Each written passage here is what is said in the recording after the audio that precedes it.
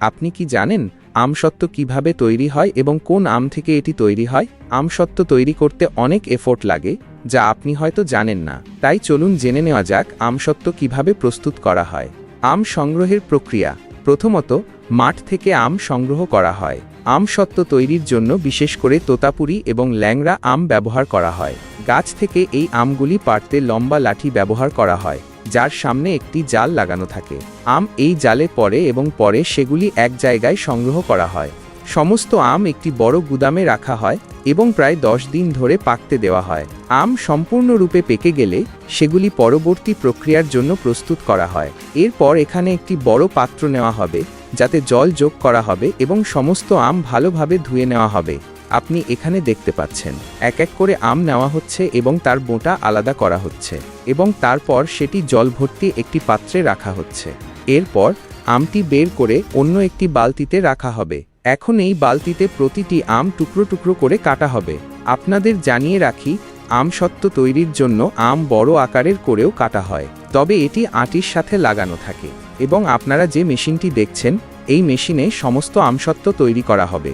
তাই এখানে আমাদের কাটা আমগুলো বালতিতে ভরা হয়েছে।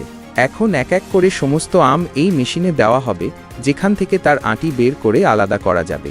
তাই এখানে সমস্ত আম দেওয়া হচ্ছে। এই বড় মেশিনে এই মেশিনটি একদিকে আটি আলাদা করে। তাই আপনারা এখানে দেখতে পাচ্ছেন সমস্ত খোসা বেরিয়ে আসছে, যাতে একেবারেই শ্বাস নেই। আটি এবং খোসা দুটি জিনিসই এই মেশিনে আলাদা করা হয় এবং একদিকে আমাদের আমের পাল্প বেরিয়ে আসে এবং এই দিকে আমের রস একটি পাত্রে ভরা হয় এবং প্রস্তুত হয়। এখন এতে প্রচুর পরিমাণে চিনি যোগ করা হবে এবং সবচেয়ে কঠিন কাজ হলো এই চিনির সাথে আমের পাল্প মেশানো। এর জন্য হাতের সাহায্যে ভালোভাবে মেশানোর কাজটি শুরু করা হয় এবং যখন সমস্ত চিনির দানা মিশে যাবে এবং প্রস্তুত হবে, এরপর আমের পাল্প বড় বালতিতে বের করে নেওয়া হবে। এরপর আমাদের আমসত্ত্ব প্রস্তুত এবং এখন এটি শুকানোর সময়। পাল্প শুকানোর জন্য এটি রোদে দেওয়া হয় এবং আপনারা এই বড় মাদুরগুলি দেখছেন, এর উপরে আমের পাল্প ভালোভাবে ছড়িয়ে দেওয়া হবে। এই কাজে শ্রমিকদের পুরো দল নিয়োজিত এবং দুটি বড় বড় বাটি ভরে এই আমের পাল্প ছড়ানো হচ্ছে এবং বাকি লোকেরা এটি ছড়িয়ে দিচ্ছে। তাই আপনারা এখানে দেখতে পাচ্ছেন আমের পাল্পের প্রথম স্তরটি কত ভালোভাবে লাগানো হয়েছে এবং এখন এর উপরে দ্বিতীয় স্তর লাগানো হচ্ছে। এই কাজটি পরের দিন করা হয়।